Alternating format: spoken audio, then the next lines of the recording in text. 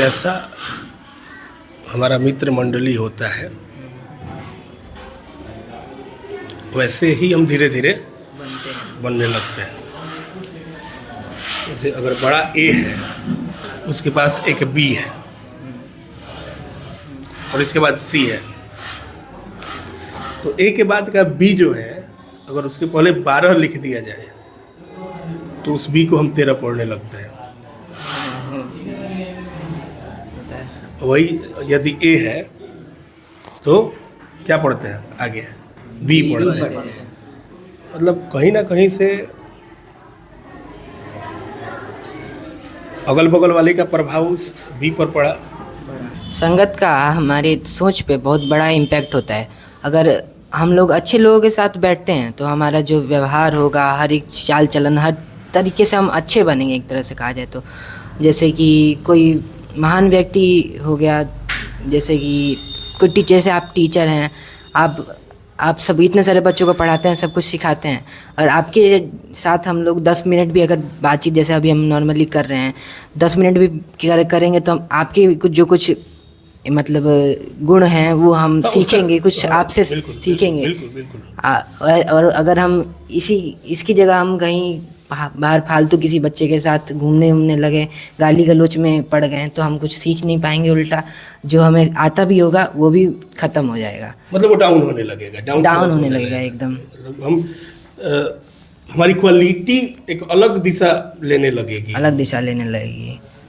अगर हम किसी माहौल में रहते हैं तो अगर वो माहौल बढ़िया है, मतलब उसका बेहतर है, तो हमारे ऊपर उसका इन्फेक्ट सही तरह से पड़ेगा। अगर माहौल विषाक्त है तो हम अपने उद्देश्य को भूलकर हम गलत दिशा की ओर अग्रसर हो जाएंगे। तो उद्देश्य जो रखना है उसी ओर से हम उसी माहौल में पलें, उसी माहौल में हमारा संगत हो जहाँ हमारा उद्देश्य का चर्चा हो। वैसे माहौल में नहीं जहाँ कि किसी अन्य तौर तरीके के बारे में जहाँ गाली गलौज हो, वहाँ पे हम उसी अनुसार ढलने लगेंगे, उसी अनुसार हमारे परिवेश वातावरण रहेगा, हम वैसे ही हो जाएंगे। हमारी सोच जो है, हमारी क्वालिटी जो है वो डीएनए से मैच है, लेकिन कुछ परसेंट भाग हमारे सोसाइटी से भी, कुछ तो हमारे पेरेंट्स से आता है, लेकिन कुछ भाग ऐसा भी है जो सामाजिक वातावरण निर्धारित करता है कि हम क्या करेंगे, कैसे बनेंगे। बिल्कुल सत्य है कि हमें उस माहौल से बचना ही होगा जिस माहौल के जैसा हम नहीं बनना चाहते हैं, और उस चीज को पकड़ना होगा जिसके जैसा हम बनना चाहते हैं। अब पकड़ने का मतलब ये नहीं है कि पास में बैठकर ही पकड़ा जाता है। हम कई बार पास बैठकर भी दूर होते हैं, बातों से उसको पकड़। अगर हम यहाँ बैठे हैं और हमारा मन यहाँ पर नहीं है तो हम यहाँ नहीं हैं। और आप वैसे समाज में भी बैठकर, वैसे जगह भी बैठकर जहाँ आप है, लेकिन आपका मन उस जगह पर है जहाँ आप पहुँचना चाहते हैं, आप उसको खुद से जोड़ लीजिएगा। तो बॉडी का तो ठीक है, वो तो प्रभाव पड़ता है जहाँ पे है, लेकिन मन का भी उससे कहीं ज़्यादा प्रभाव पड़ता है कि आप सोचते कैसे हैं। अच्छी संगत जो होता है उसके साथ रहने पर लेट से उसका प्रभाव पड़ता है। निगेटिव होता है वो बहुत जल्दी तुरंत आता है, तुरंत आ जाता है। मतलब उसका रिजल्ट धीरे धीरे धीरे धीरे देखने को मिलता है, तुरंत समझ में नहीं आता। और उसमें दिमाग भी कहेगा कि नहीं, इसमें नहीं जाना चाहिए। हाँ, दिमाग तो मतलब मन तो चाहेगा ही नहीं, मन को सही चीजें अच्छी नहीं, मतलब उतनी अच्छी नहीं लगती, पसंद ही नहीं आएगा। मतलब मन के पास 2 ऑप्शन हो, करेले का और चिकन का, तो वो करेला की तरफ क्यों देखेगा?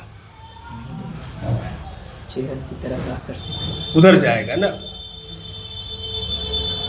मन क्यों कहेगा कि बैठ के 10 घंटे पढ़ो? नहीं कहेगा कि चलो खेलो, नहीं, तो तुम्हारे पास ऑप्शन है, फोन है, रील्स देखो।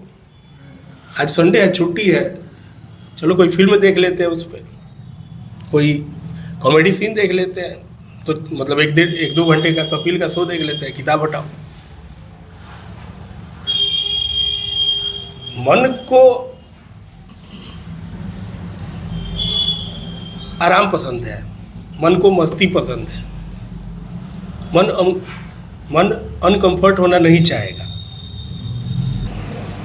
मन तुम्हें जिस तरफ ज़्यादा आकर्षित करने लगे ना, ये समझ लेना, वो मतलब हमें हमारे पथ से भटका रहा है, अलग कर रहा है। ठीक नहीं है। प्लाटो एक दार्शनिक थे जिनका कहना था कि सबसे बड़ा युद्ध जो है स्वयं से होता है। अगर कोई व्यक्ति अपने आप पर काबू पा लेता है, अपने मन को जीत लेता है, तो वो दुनिया जीत सकता है, ऐसा उनका मानना था। हाँ बिल्कुल। अगर अपने आप पे संयम हो तो हम कुछ भी कर सकते हैं। अपने मन पे हमारा काबू, हम मन के गुलाम नहीं होने चाहिए, मन हमारा गुलाम होना चाहिए। अगर हम स्वयं से एक बार सोच लें कि हमें 20 घंटे या 10 घंटे दिन में पढ़ना है, तो पढ़ना ही है। हमें पूरा ठान लेना है उस बात को कि हमें एक चीज़ करना है।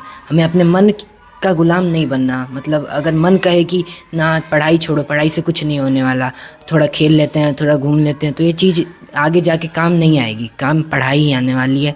इसलिए अपने मन को काबू में करना ज़्यादा ज़रूरी है, बहुत इम्पोर्टेंट और ये चीज़ है। बहुत डिफिकल्ट है, बहुत डिफिकल्ट है, सही बात है। मन को काबू में करना बहुत डिफिकल्ट है।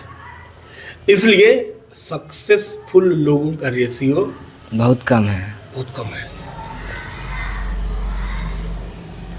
सक्सेसफुल लोगों का रेशियो इतना कम इसलिए है क्योंकि मन पे नियंत्रण करना, उसको कंट्रोल में करना बहुत मुश्किल है। और ये काम धीरे धीरे जिसने आदत डाल लिया, धीरे धीरे वो एक बैग नहीं होता है कि सब कुछ कंट्रोल जैसे मैं चाहूँ वैसे ही हो जाए, मैं डेली सुबह 4 बजे जगूंगा तो जगूंगा। धीरे धीरे ये सारी चीज़ें आदत में आएंगी। एक बैग वो नहीं, एक बैग वो क्या होता है ना, 1-2 दिन के लिए, शॉर्ट टर्म के लिए हो जाएगा, तीसरा दिन से फिर बैक टू नॉर्मल लाइफ। तो उसको धीरे धीरे हमें सब कुछ बैलेंस्ड करना है, धीरे धीरे। सब कोई सक्सेस होने के लिए मेहनत करता है, सब कोई, लेकिन कौन चाहता है कि हम असफल हो जाएं? सब कोई चाहता है, लेकिन उसी में जो अपना औकात लगा देता है, पूरा अपने को 100% झोंक देता है, वो सफल हो पाता है। भुवन बाम का ये डायलॉग है कि कहाँ जा रहे हो, तो औकात से बाहर। औकात से बाहर जाना ही होगा, तभी इसको जीत सकता है। हाँ, एक दृढ़ निश्चय के साथ, एक प्लानिंग के साथ।